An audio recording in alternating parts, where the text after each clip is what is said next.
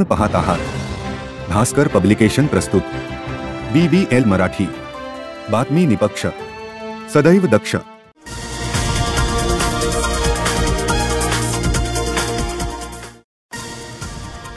केंद्र सरकारने सहकारी साखर कारखानदारीवर 29,000 कोटी रुपयांचा आयकर बसवला होता। नागनाथ अण्णा यांनी त्या विरोधात आंदोलन उभे केले होते, त्यामुळे तो माफ झाला, अन्यथा साखर कारखाने मोडीत निघाले असते हे विसरता येणार नाही, असे प्रतिपादन राष्ट्रीय सहकारी साखर संघाचे अध्यक्ष हर्षवर्धन पाटील यांनी वाळवा येथे केले।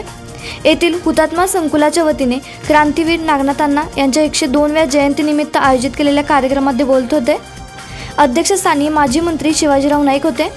प्रारंभी क्रांतीवीर नागनाथ अण्णा, क्रांतिसिंह नाना पाटील, हुतात्मा किसन अहिर, कुसुमताई नाईकवडी यांना अभिवादन करण्यात आले।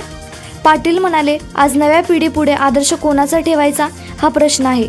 अशावेळी अण्णांचे विचार अनेक पिढ्यांना पुढे नेणारे आहेत। यामध्ये आपण अयशस्वी ठरलो तर अराजक माजेल।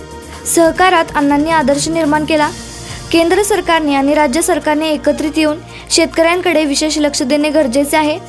खासदार धैर्यशील माने म्हणाले, क्रांतीवीर अण्णांना समजून घ्यायला आपण कमी पडतोय। आजही नाईकवडी कुटुंब विस्थापित धरणग्रस्त जनतेसाठी लढते।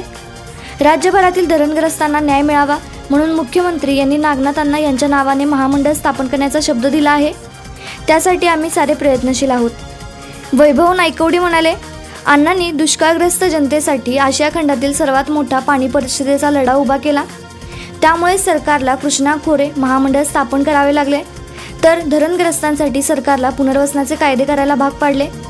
यावेळी हुतात्मा दूत संघाचे अध्यक्ष गौरव नाईकवडी, माजी मंत्री शिवाजीराव नाईक, प्राचार्य SR चोपडे यांची भाषणे झाली।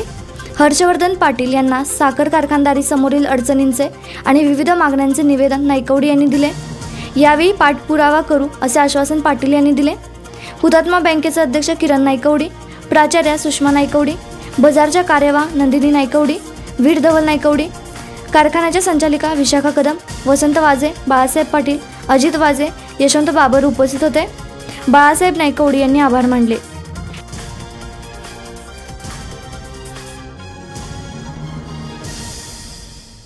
आपण पाहत आहात भास्कर पब्लिकेशन प्रस्तुत BBL मराठी, बातमी निपक्ष, सदैव दक्ष।